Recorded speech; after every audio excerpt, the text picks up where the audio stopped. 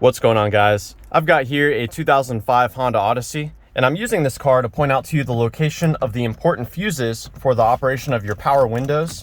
I'm also going to show you the location of the power window relay and give you some troubleshooting steps for what to look out for when the power windows are not working on your Honda Odyssey. So we're going to begin by inspecting the fuses.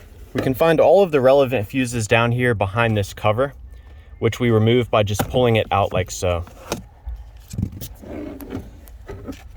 So the first fuses I'm going to show you, they actually don't provide power for the windows at all.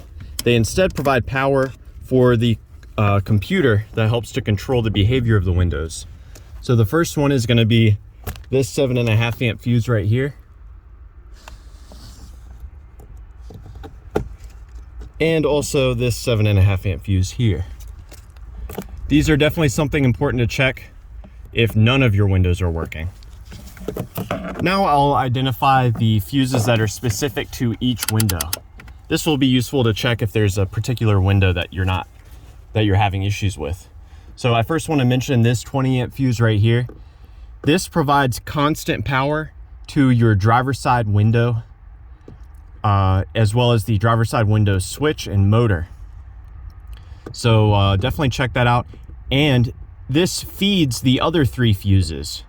So these fuses only receive power when your power window relay engages.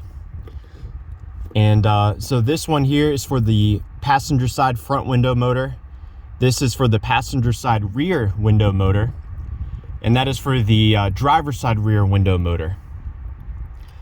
Now let's talk a little bit more about how this system is set up. So the switch on the driver's side door is actually containing a computer as well, and that computer will engage the power window relay in order to send power to the other window motors and their switches. So we can actually access the power window relay right here. So this relay is definitely something to look into if you're seeing power at the main fuse here, but if none of those other fuses receive power, you'll want to investigate that power window relay. You may want to swap it with a different relay as a troubleshooting step. So that just about covers it for the fuses. Let's talk about some other troubleshooting steps we can take. You know, every time you open and close a door, you're flexing all of the wires that connect the switches and the motors to the rest of the car. And over time, these wires can get worn out. So one of my favorite troubleshooting steps is to hold the switch down. And while I'm doing that, I'll actually open and close the door. And if there's any position at which I can position the door where the window switch starts to respond, then that's giving me a pretty good indication that I have an issue with a broken wire inside of the harness here. Further troubleshooting beyond that, if you're having an issue with a particular door, you may want to take the door panel off there and see if that window motor is receiving both a power and a ground when you operate the switch.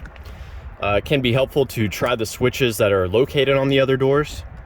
And really the most common switch that fails is this one, because not only is it an array of switches, there's also a microprocessor in here that can fail.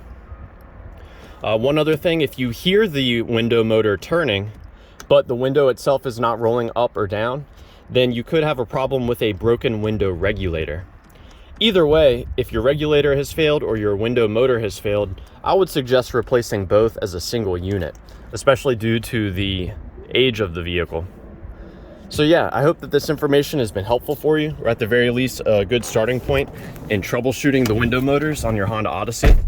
If you have any questions, please let me know, or any advice, and thanks for watching.